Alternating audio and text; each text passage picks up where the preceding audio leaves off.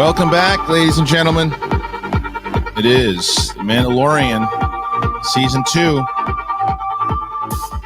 Episode 5. And can we say, holy, you know what? Holy, you know what? Are you kidding me with this episode? Wow. Yeah, man.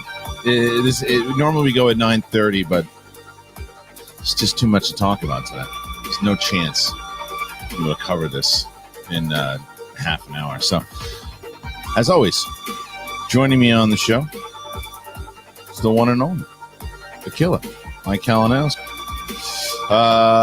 What up, Mike? I'm doing great. Doing phenomenal. We haven't spoken yet about the. No, we haven't talked a thing about it. Are you losing your mind the way I'm losing my mind? Well, of course, we knew. First of all, can we just say, I think we were both wrong on the time. Remember, we bet. We thought it was, what did we? You said 41, I think, or 42, and I said 52 or something. I was closer, I guess, huh? What was it, like 47? 46. Yeah. Yeah, you're closer. Aha.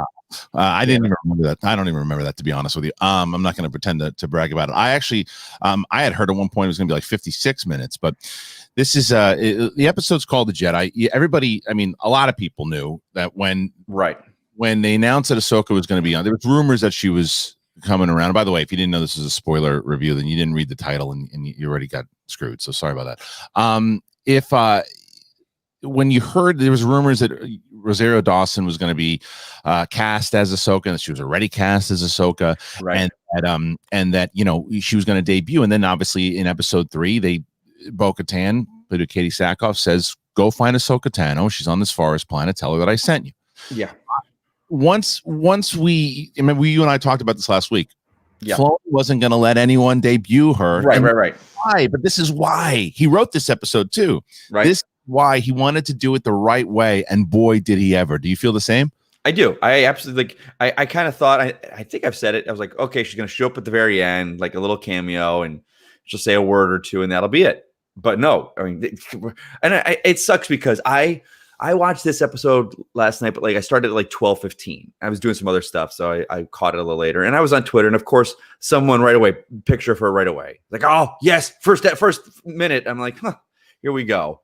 But I loved it right out of the way. Jumped out of the gate. There we go. And speaking of which, it's a little darker there, but what a great scene. It starts off, and I didn't know what planet they were on right away. I thought maybe because it reminded me of the beginning of episode 9 when he's on or when Kylo Ren's on it, but it quickly showed that it wasn't that. And they trick you a little bit because it looks like when that village is ringing the bell and say, what kind of evil person is coming in here to cause some damage? And then right away, it was like, okay, you guys, you heard she was in it. She's in it. And check it out. She's got this. Yeah. Rosario Dawson, by the way, crushed it. And I love her. I love her in general, but I was singing the song about, I think Ashley Eckstein should be given the shot and this and that. But Rosario Dawson brought everything to the character that I was hoping to see. And that was because of the direction, obviously, with Filoni behind it. But it was the kindness, the battle-tested Jedi that was out there before, the one who's been through some stuff. And you saw all of that. It resonated in her face, the way she carried herself.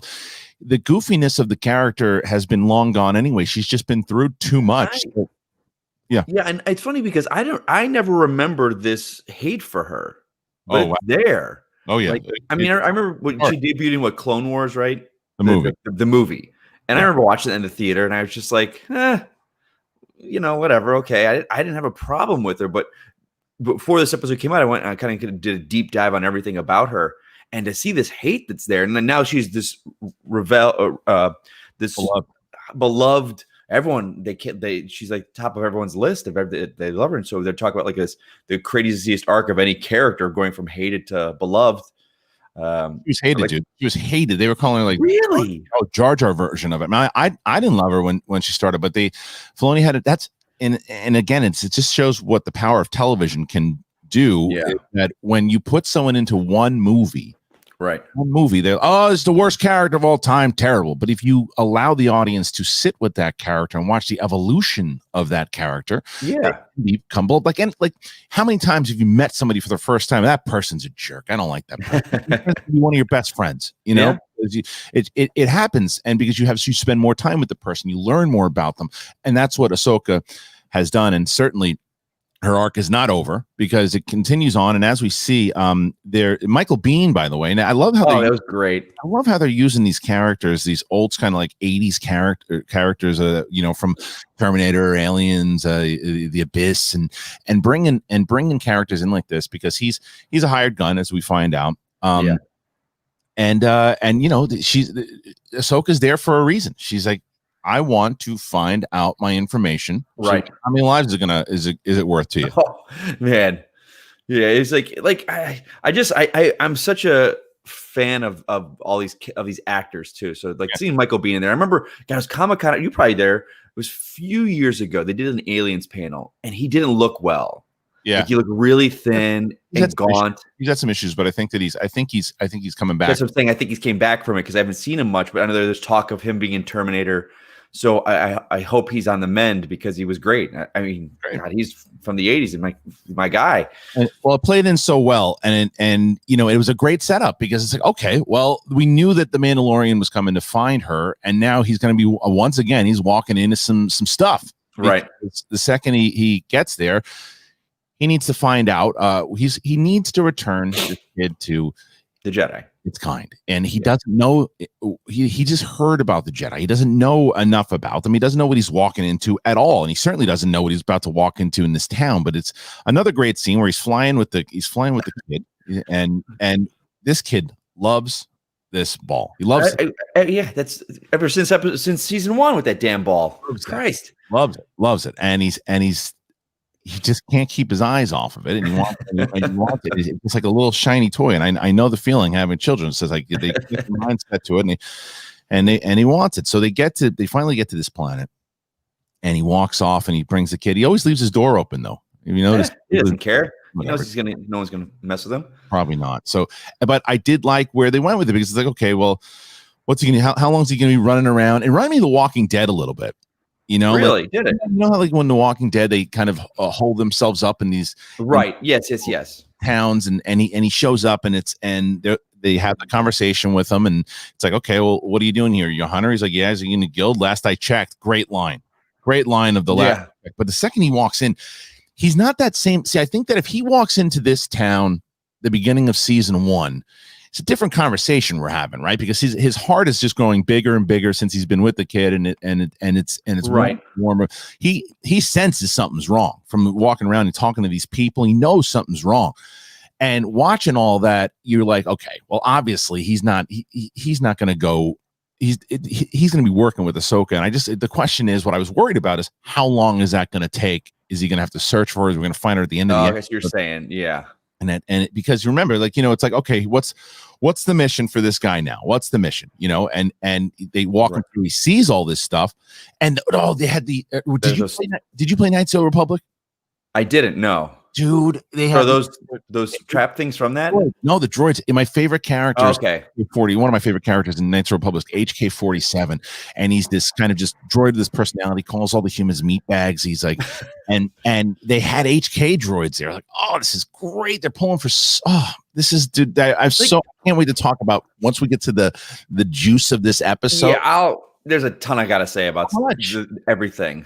But I'll wait because it's everything involved. It's everything, and like so he goes in there, and he's out there. He knows he's looking around, and he sees that there's something going on, right? But then they have this Elysium moment. I know this rich little area. Everything's wonderful, colorful. Showing you what a scumbag this woman is, right? There's all these people suffering on the outside. It's like a dump outside, and then here she is living the land of luxury over here with the ponds and everything. It's like peaceful and serene, and she's feeding fish. Everything. She's chilling. She's just chilling, and then they square off. She has the conversation with him, and once again, this is why I go back to that season 1 thing. She shows him the Beskar. Yeah. It was all that's all he cared about in the beginning. Yeah. Mandalorian. And I mean, gosh, last episode seen how powerful that stuff is. Like blasters don't do it's crap right to it. but And we see in a little bit lightsabers can't cut it. So it's like it's super powerful, and you see why it's so valuable to everybody. Yeah. They were even showing in the preview when he got shot up by the stormtroopers. He got shot like 12 times, and he was fine. And it's the Beskar is just so damn valuable. And in the beginning of season 1, someone offers him this deal. He's probably going out and trying to hunt Ahsoka down, but like there's way more to it now, and he knows that that's not his mission. Also, his mission was not to get more Beskar. They was sent to bring the kid back to where he's supposed to go. But then this is the best. See, you might not have picked up on this, and to be completely honest with you, I didn't until Ryan, our engineer, told me about it. And I went back. Do you see anything particular in this scene right here when he goes back? Okay, I missed the IG-88 statue in that one episode. I see is that like an owl right there? Like that owl is from Rebels. What? Yeah, dude. So that owl followed Ahsoka around everywhere she went. It was like a guard. Jeez. And I didn't pick that up at time. That owl is that, and that I'm seeing in the chat people are saying Moray. Is that the name of it? Yeah. There's no chance that Filoni just happened to put that. No, of course not. There was that owl's been there and it happens to be right before she shows up. Right. Okay. Yeah. And when I loved it. Like the second she just comes down, they start. Oh, that was great. They start scrapping, and he's firing off the flames at her. And this moment, though, this was the coolest moment, because it's going to show us exactly what the Jedi obviously are able to do, what she's able to do, what they're going to be able to do in this show. And she leaps over the damn tree, and he's like, all right, dude, enough is enough. I don't want to fight you. I'm not here to fight you. Like he throws the Bo-Katan thing out there. He's not there to fight. He's there. He's there to return this kid. And he's like, Ahsoka. And they had this whole conversation. Yeah. And it was like this was everything. To be honest, again, I know some people get upset sometimes. I'm super thrilled and excited to have this kind of love for Star Wars back in my life again, because what are they getting excited? What are they getting upset about? What I'm getting upset about is the fact that this is why I think that I would have liked to seen, like, this episode showed to me what the inside baseball stuff that everyone was so scared about could have been done in the sequel trilogy. This okay, that's the story that continued, but I'm glad it didn't, because now we have a TV show about it. So that's what you kind of good segue into what I'm saying. So the old stuff that when Disney took over, was it 2012 they bought it? Bought it in 2012, and they started making the announcements about lore and canon and all that stuff. And then Rebels was 2014. Okay, and they said, okay, that's all. Was it Legacy? Is that the name of it? Was going to be called all the books and everything? Anything that was before 2012 that came out was Legacy. Anything that came out after 2012, whether it was books, comics, shows, canon. And so, do you think like Filoni and all those guys, when Disney made that announcement, they're all like, "Oh God, oh man," like what? Like, because it just feels like when Disney, and this is from a guy that was more into the films. But early, like the 2000s and 90s, I loved the comics. That was my jam. The comics and all those early books. Yeah. What was what was Shadow? Was it Shadow of the Empire? Yeah. Dash Rendar. My God, if he ever shows up, I'll lose my damn mind. I'll lose my damn mind if that guy shows up. Episode taught you anything. Anyone can show up, and Filoni's picking and taking from places and. But what? Go ahead. No, like we were saying though. So all those people that worked on those things, and the Disney comes in, it's like, nah, we're not doing any of that.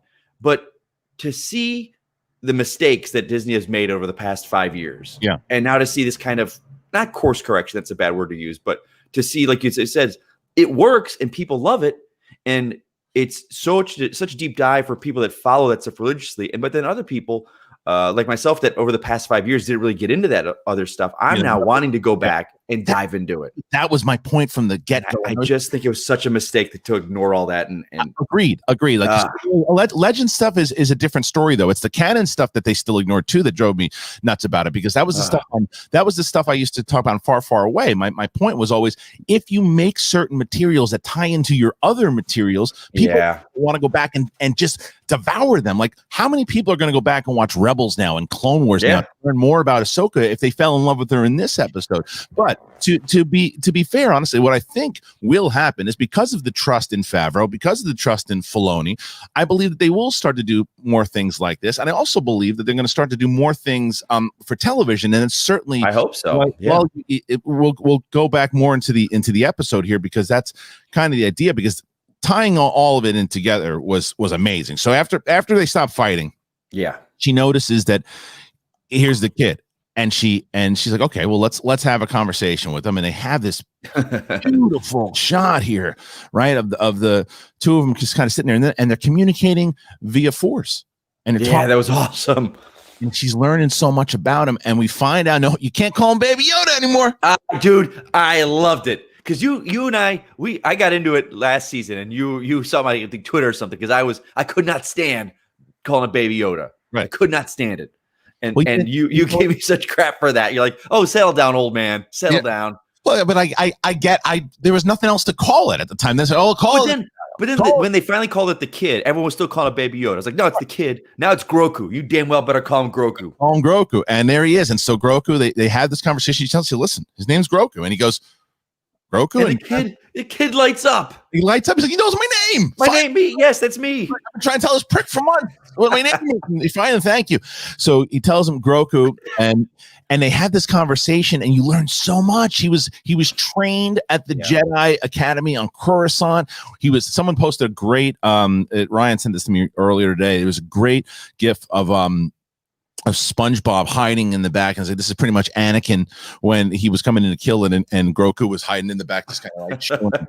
But so he was trained, and then he was taken away. Who took him away? That's another thing. I don't know. Who knew, right? Maybe Yoda. You would assume Yoda maybe had some. Like, get this guy out of here, right? Because why wasn't Yoda protect them? Or maybe Yoda would have sensed them, but Yoda would have sensed them. So he. And so how long? Okay, so what is it? How many years since Revenge of the Sith? Oh, Revenge of the Sith? Yeah. Shoot. It's got to be.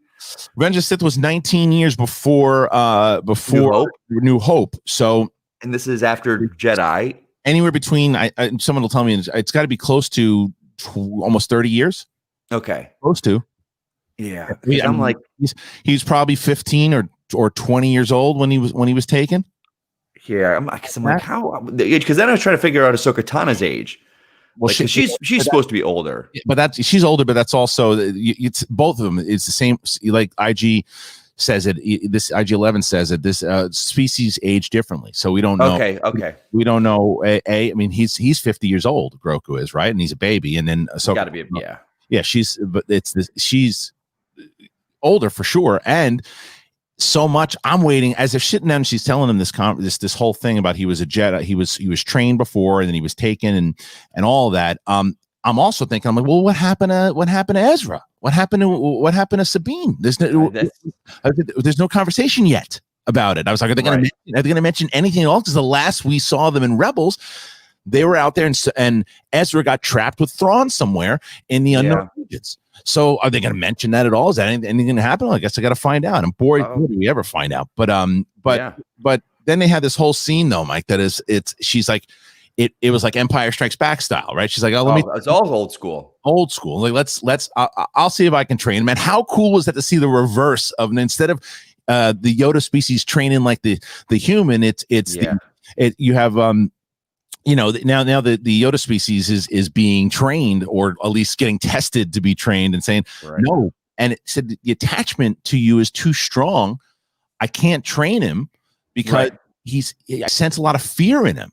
And you saw the attachment when he chokes out Cara Dune on the ship. And that was back then. He was choking. He was trying to so that dark side, it's in him already. And so that was a great. Great. But and God, go back to the whole thing. Attachment is forbidden. Right. I mean, that's a core Jedi tenet. And attachment is forbidden. And she says that, and this is another reason why Rosario Dawson was so good in this role. Yeah, I just love her. Just when she mentions, she's like, I can't train them because he's too attached, and I've seen what it does to the best of us, and immediately who she's talking about. The Anakin Skywalker who trained her, and she's fought him now. And by the way, I know it really pops up towards the end, and you probably wouldn't have picked this up if you didn't watch Rebels or Clone Wars, but So when she shows up at the very end and towards the they Kevin Kiner, who did all the music for Rebels and Clone Wars, right? He composed this piece for Ahsoka, and especially, and I think I want to tell you when it debuted was when Ahsoka had this clash with Vader, and when they fought each other, they used that theme in this episode. They used it quite a few times. And I picked it up immediately when she was there, and it was like, oh, I like Filoni must have had the conversation with both Kiner and Ludwig, and it was this is a brilliant episode. It really is a great episode.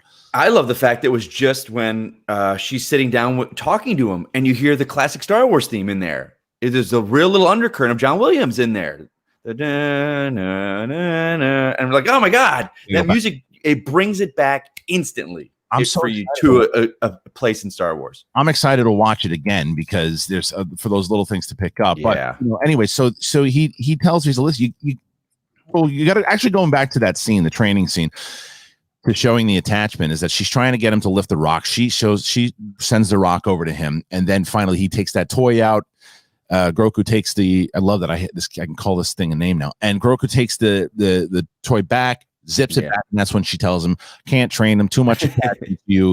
But he's like, look, I don't know what to do here. I will help you if you help me. Train him. I'll go in there. I'll help you with the town. All that. I'm not gonna see it coming. A Mandalorian and a Jedi fighting together. I mean, come on, they'll never see it coming.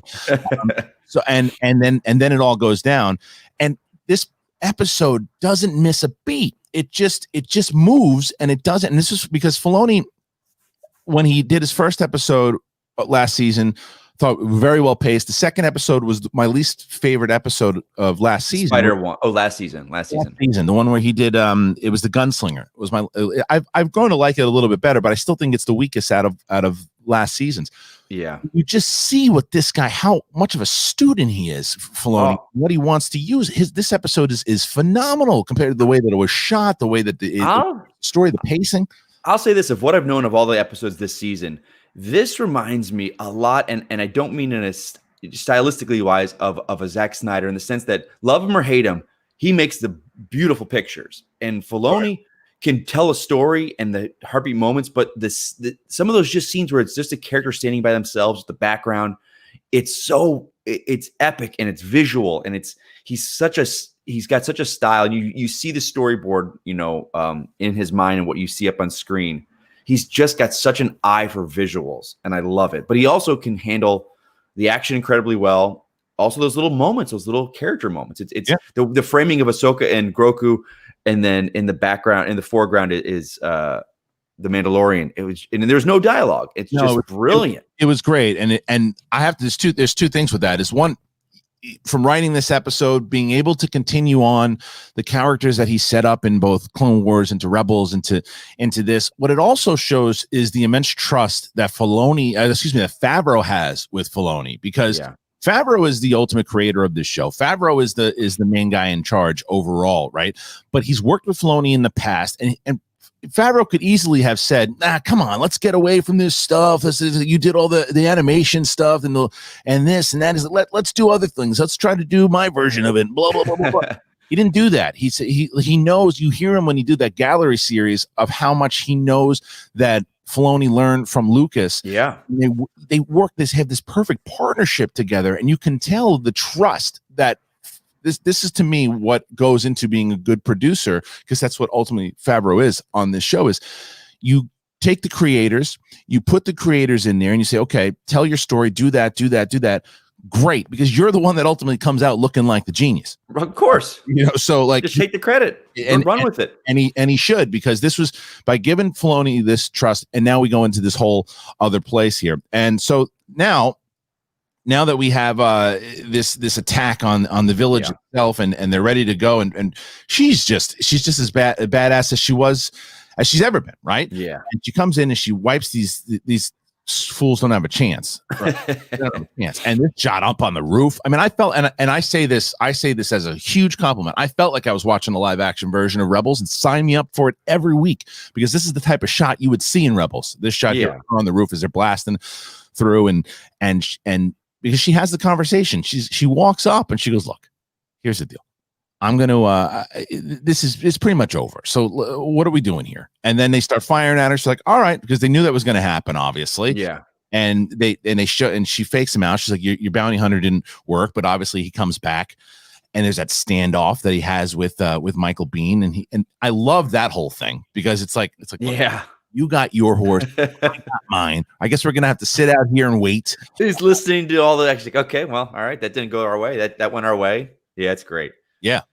So and then the fight happens because she's running around because to jump back into that, it's all about and just goes into Din's heart and what he's about. He's even though he's got that, he's a great warrior, he cares, and he didn't want to let those prisoners, those villagers die. He wanted to save them. So he comes in there, he's able to do it. But right before they're about to execute the villagers, he saves them.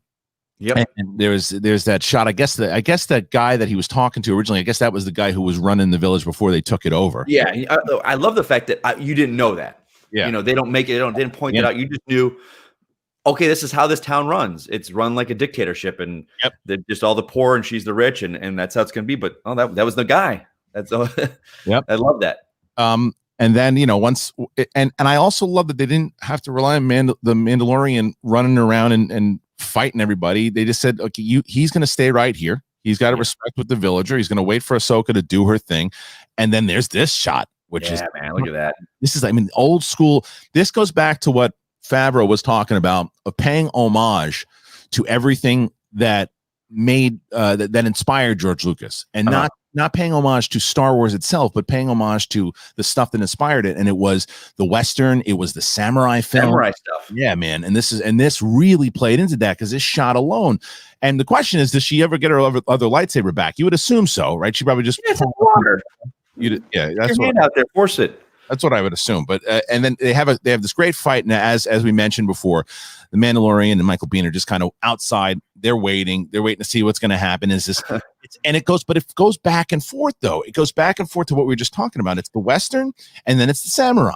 Yeah, right? It's like you have that juxtaposition. It's a great, and when you pay attention to it, you have that samurai shot there, and then you go back to the standoff. Yeah, it's like what's going to happen. His hands on the holster the whole time. What's going to happen. I was like, and I was bummed because I was like, I'd like to see Michael Biehn stick around for a little bit, but purpose is his purpose, And then as this fight goes on, though, between Ahsoka and do you remember the character's name? Oh God, no. I should have written it down. I didn't. That's okay, but either way, it's a great fight with the Beskar. Going back to your earlier point of showing how powerful the Beskar. What it can do, and it was a great scrap, and it also shows why Rosario Dawson was cast. The physicality and what she's able. Oh God, yeah. So that was a great fight, great match, and ultimately Ahsoka Tano pulls it off, and that's when that reveal comes, though, dude. When I wish that I was taping myself. Morgan Elsbeth. Is that okay? Morgan Elsbeth. Some people were saying she's one of the Dark Sisters, which I was like, I don't know about that. No, I don't think so. I think what it is, she was. They mentioned her, by the way, and we should jump into that. She was her family and she got screwed over during the Clone Wars. A lot of tragedy happened in the Clone Wars, so she helped build out all the Imperial Starfleets and started getting involved with the Empire and just kind of pillaged towns. And he said, looks like she's continued doing what she's doing. But she even said Ahsoka's looking to find out who her master is. And so the way that they set it up brilliantly is, okay, well, she's talking about Gideon again, right? So it's got to be Gideon. Gideon purged the Mandalorians, and he's got the dark saber. So it's probably also what Ahsoka's after too now. So, and then she says it. She goes, "Where is Grand Admiral Thrawn?" And I just dropped my orange juice on the floor. Now, wait a second. Did you know anything that he was going to be hinted at? Not in this. I thought, because there's two possibilities here in general. I want to caution people that you might not ever see Grand Admiral Thrawn in The Mandalorian. Not this season, I don't think. There's a possibility you can never see him. There's a possibility that you could see him in the Ahsoka Tano series.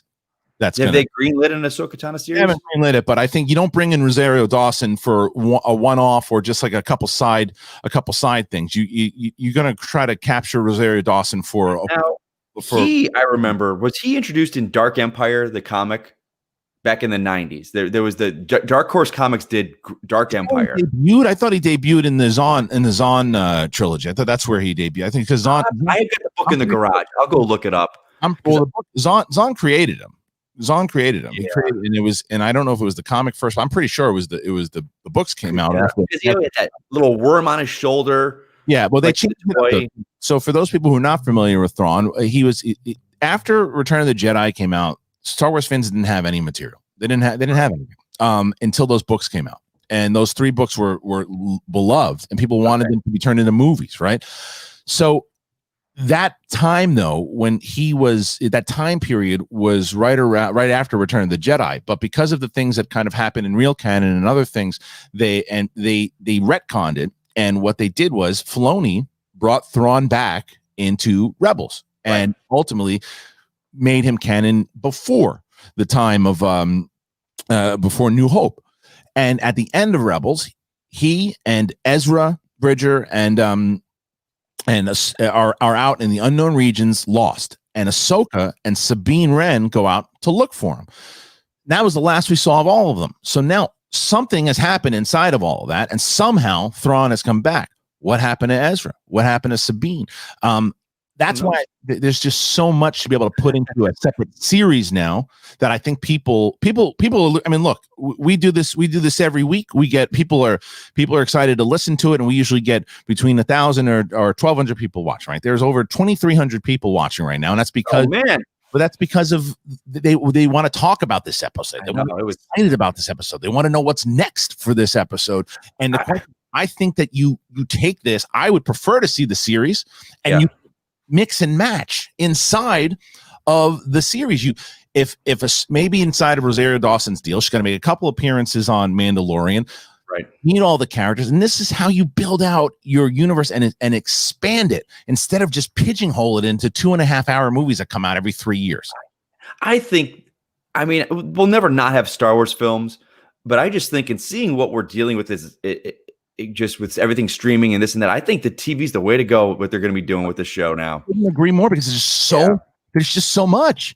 And I mean, look, here's the other thing that we're talking about. And we're not. And Thrawn's that's a big reveal. That was one of the biggest ones for me. That's the one that I lost my mind about. Right? Yeah, like that's the one. No one knew this. I mean, I don't remember ever hearing the talk of him being even mentioned in the show. So when that dropped, I was like, holy crap. Yeah. No. So here's the other question though.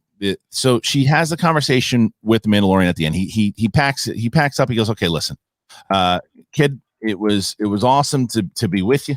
I had a blast with you, but I got to say goodbye. And so he goes and he picks him up, and there's a sad thing. He's like, okay, you just knew because of that whole conversation you already had, it wasn't going to happen. So he goes down, he has a conversation. He's like, all right, here you go. Take the kid. Got to be trained. She's like, can't train him.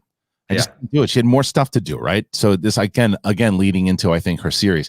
She's, however, if you take him to, and the planet, I believe, is the same planet from the Darth Bane trilogy, from what they mentioned. So they put him up on the hill there, let him to his own path. The Jedi sense him. They'll come get him, even though there's not a lot of them left. So the question is who is the Jedi? Now, there are a couple of, if you're in Vegas and you're putting up the line, there's a few that you could put. You could put Ezra Bridger, right? Ezra is a Jedi, but I would assume that would tie more in. You could put in Sam Jackson, Mace Windu. Did he survive?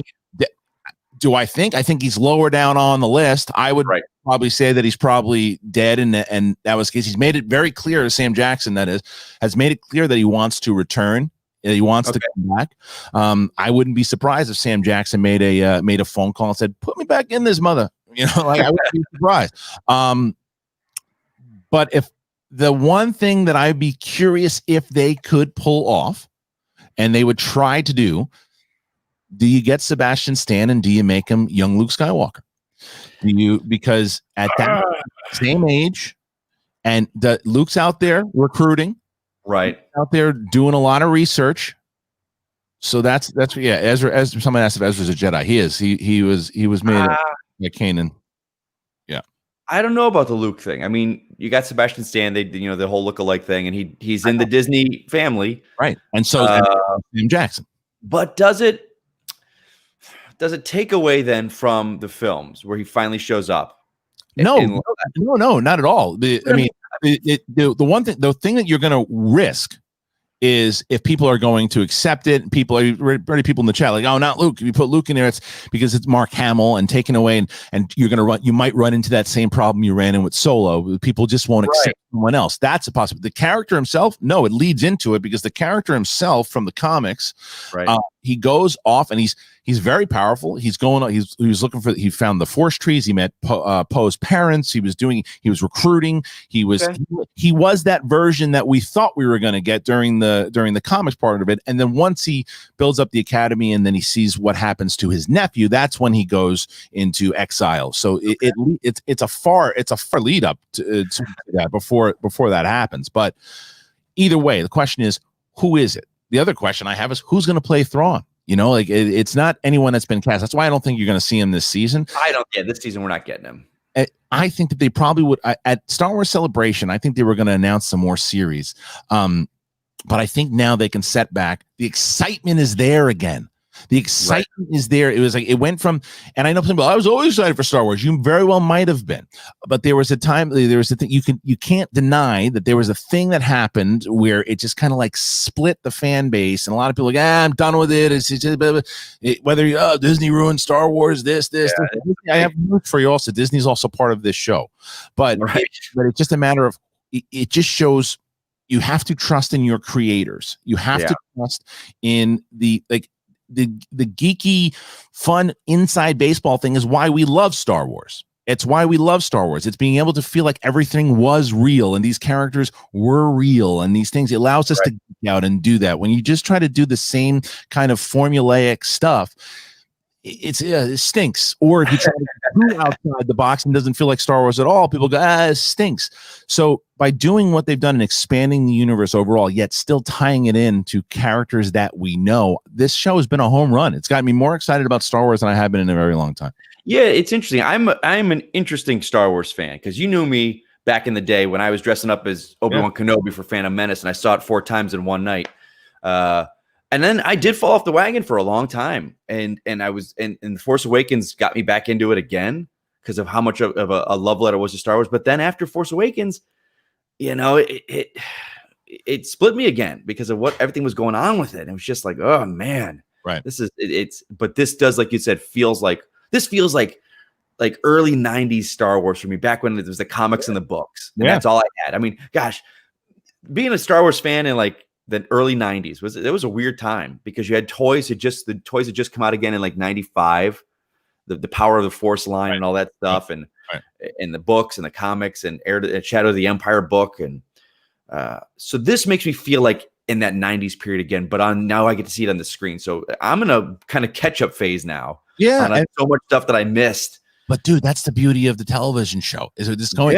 This show alone is going. This what the Mandalorian is able to do now is that if it takes it into 4 or 5 seasons, it allows the opportunity to build characters out. And someone like for Ahsoka Tano, by the way, to the hardcore Star Wars fan who watched Rebels, who watched all these things, you saw her, you lost your mind, and you tweeted about it. They did a lot afterward. For people who never had seen her before, this was your first introduction to her as a character, even though you might have heard of her. Like, I knew enough about her. I was not a deep dive on a lot of the stuff like people are, but I knew enough who she was, what her backstory was. But they did such a great job. If you've never seen her before, didn't know anything, you didn't need to. Right. It's set up so perfectly, so beautifully. It was, and it was enough that there was a history there that it did exactly what you just said. What she said in that one scene when she's like, I've seen what this does. I've seen what it does to even the best of us. What it does now, as someone's like, well, what does she mean? And then you reach out to your nerdy friends, and I go, dude, that was Anakin's Padawan. And you really, like, go back and watch. And I go back and watch the Clone Wars.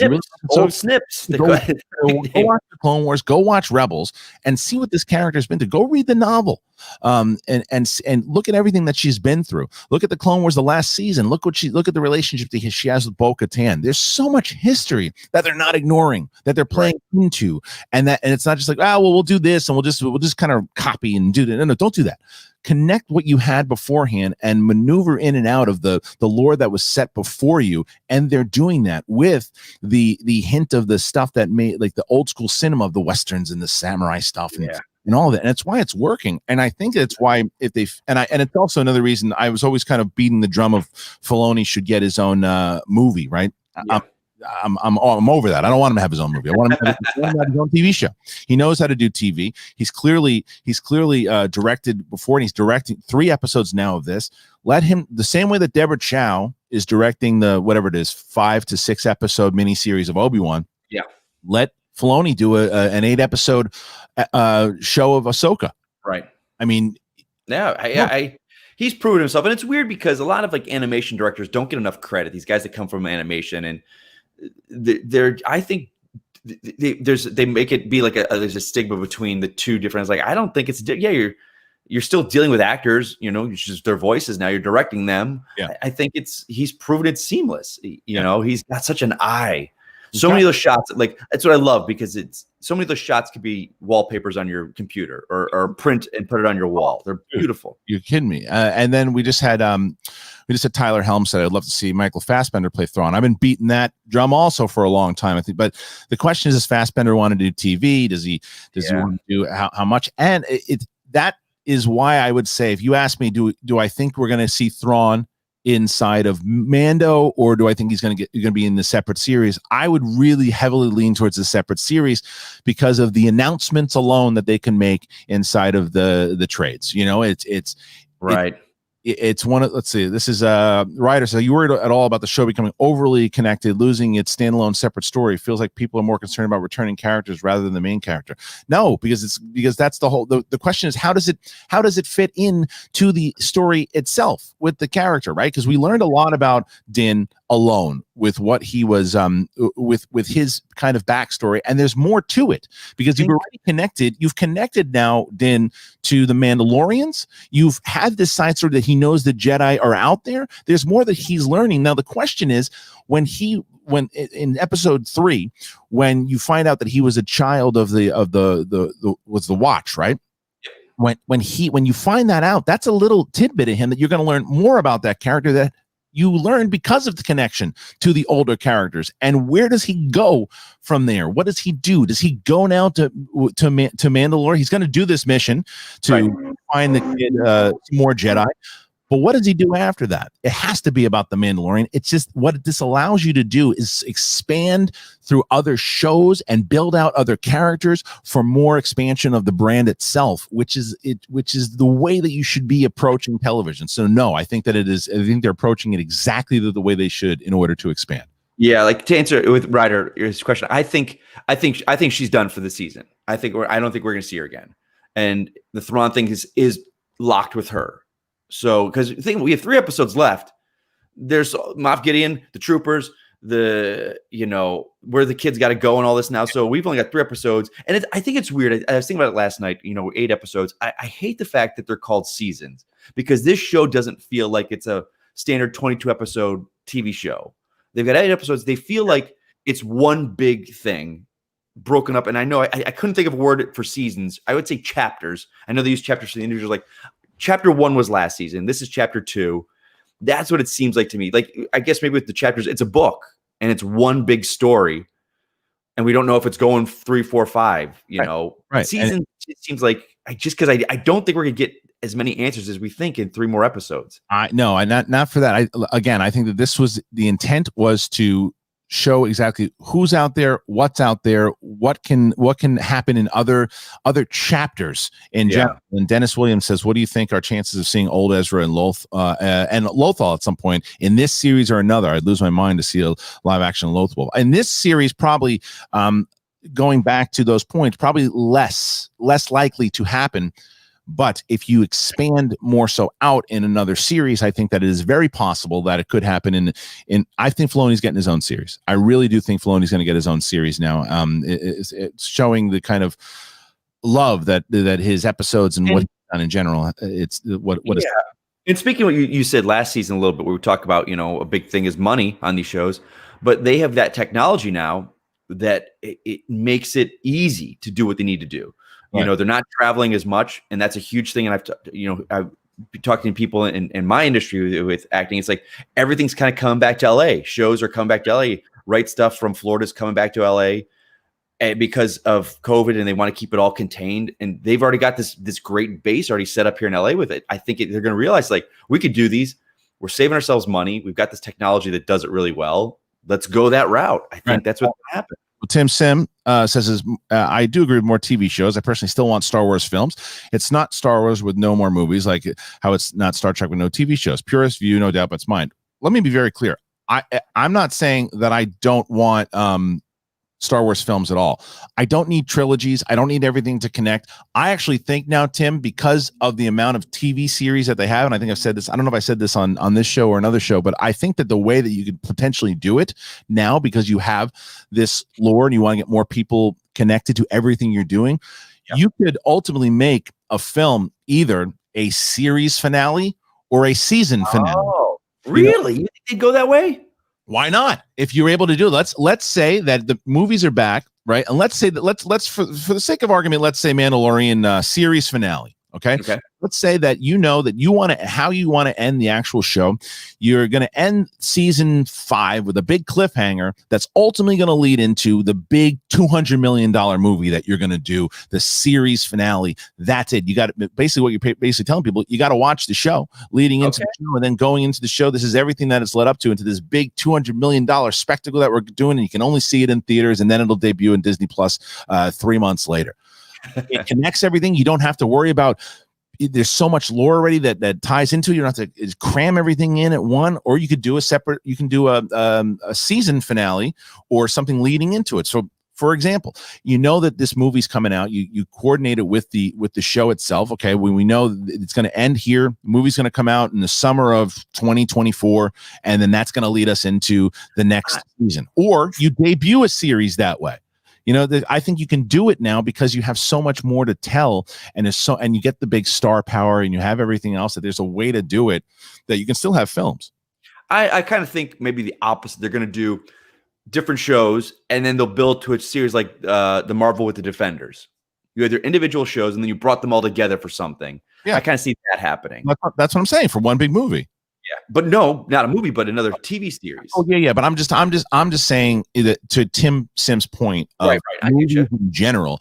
Yeah, I think Star Wars will always be great movies. I just don't think that you need to, because the problem when you try to do what they did with the trilogy, right, is that unless you get someone who's going to write all 3 of the movies, there you go, direct all 3 of the movies, have the beginning and the end ready to go, it's difficult. And the other problem is, and the point that's always made is, when you have a movie that comes out and you're doing 3 movies, we're doing 3 big movies. All right, the first one's coming out in 2023. Okay, great. Comes out in 2023. Well, I like that movie. Now I have to wait 3 years or 2 or 3 years before the next one. And I have to stew in this, or I have to go into, as opposed to, well, I didn't like the one with the spiders. Well, guess what? Next week, you're going to have a Bo-Katan. It's like you have less room for people like, the show stinks now. Oh, it stunk last week, but this week it's great.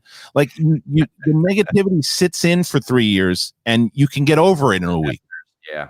So that's why I think TV is so much better for Star Wars in general, especially after what I've learned over the couple of years. I think they learned their lesson, because before it was like, okay, we're doing the trilogy, the sequel trilogy every other year, but then we're going to fill another Star Wars movie in there. By the end, you're just blown. You're too much. It's like it was too much Star Wars too soon. Yeah, so right. Okay, Tython becoming canon. We might see Easter eggs from the Darth Bane novel. Okay, so that's what I thought. So I remember I said to you, I think that's from the Darth Bane novel. So yeah, Tython, I love it, dude. You guys know. Obviously, if you asked that question, you know how much I love Darth Bane and how all plays. There's so much. I did not see a Lothcat. Someone said there's a Lothcat in the episode. I saw it twice. It has to tie to Ezra. I didn't see it. It doesn't mean that it wasn't in there. Just I didn't see it. So I'm gonna go and I'm gonna rewatch that. But yeah, see, like I love how excited everybody is about it. I love how everything. Did you see Lothcat? Did you see the owls? Did you hear about Thrawn? What does that mean? Oh, the reference to Anakin. See, that's why I don't agree at all that it's too connected. I love that it's connected. No, I don't think it's too connected at all. Guy is a Mandalorian. He's still taking you through this journey, and it's like, because it's a connection to get people excited about past stuff that has happened. I think it was such a smart plan.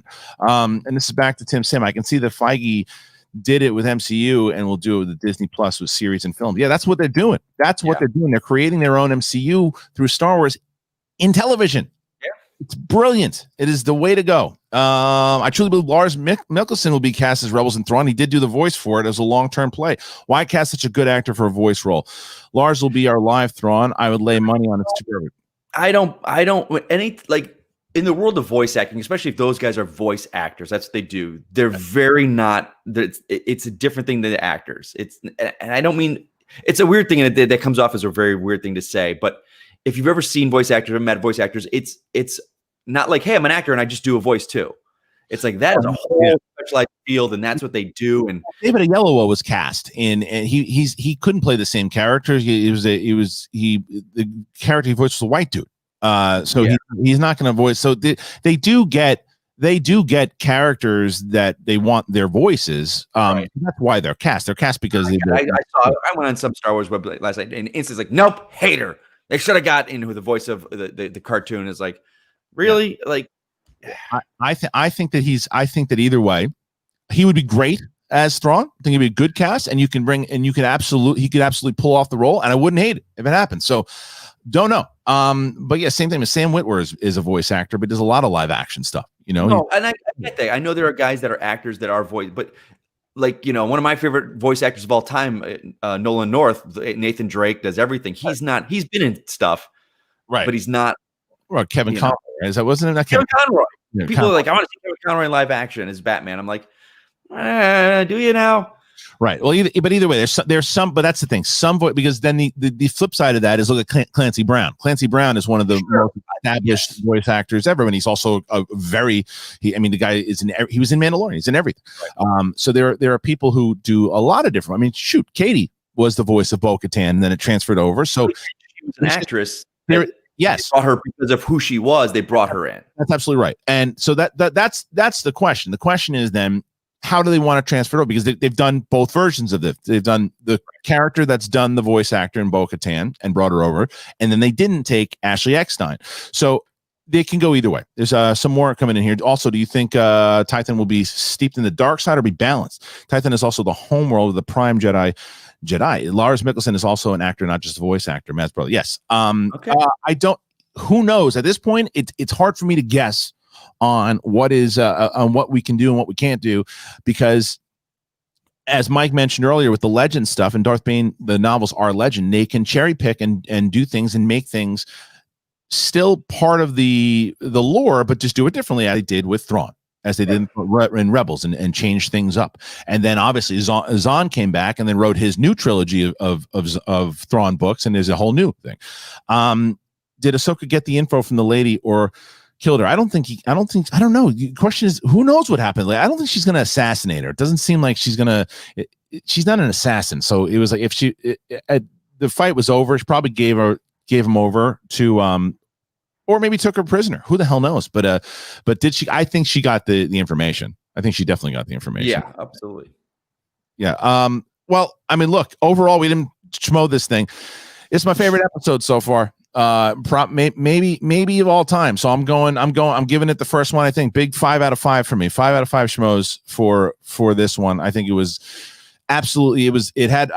My jaw dropped from the second the two lightsabers come out, from the fight alone, from the interpretation of how Rosario Dawson saw Ahsoka Tano, how it tied back into, and we finally get the kid's name, Grogu, and we learned of him. Grogu. That's who it is from now on. No Baby Yoda. And we learned about him. We learned about the fact that he was on Coruscant. He was in the Jedi Temple, the owl, apparently the Lothcats, like all this stuff. I just once again felt rewarded for all when you, as a Star Wars fan, when you're watching all these things and they tell you in 2012, as you mentioned earlier, Mike, this is the canon stuff. Read it, watch it.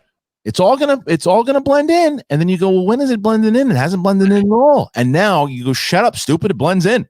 It blends in really well. That's why I push back against people who are just like, it's too much connection on it. That's what we wanted in canon. It connects it all. Before you schmo it, Dennis Williams, could Thrawn be the Star Wars version of Thanos as the big bad? Is he pulling Gideon's strings? Also possible. That's why I'm not going to rule him out of coming back into Mandalorian. But I just think that you want to be careful with how many baddies you stack up, because right now Gideon looks pretty terrifying. Right. And it looks like Gideon is trying to build back the Empire. how come Ahsoka says that she wasn't a Jedi?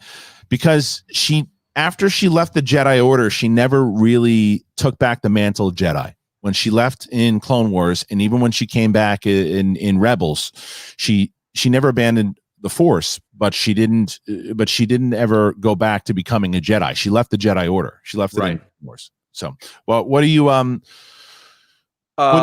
we doing? Okay, so out of 5s, are we going like? Is it got to be like every increment, like 5, like a value of 5 increment, like 4, 4.5, 5, 4.8, 4.9, whatever you want to do. Okay. Well, I think I gave the first episode a 5, didn't I? No, you haven't. I didn't. No, you haven't given a 5 yet.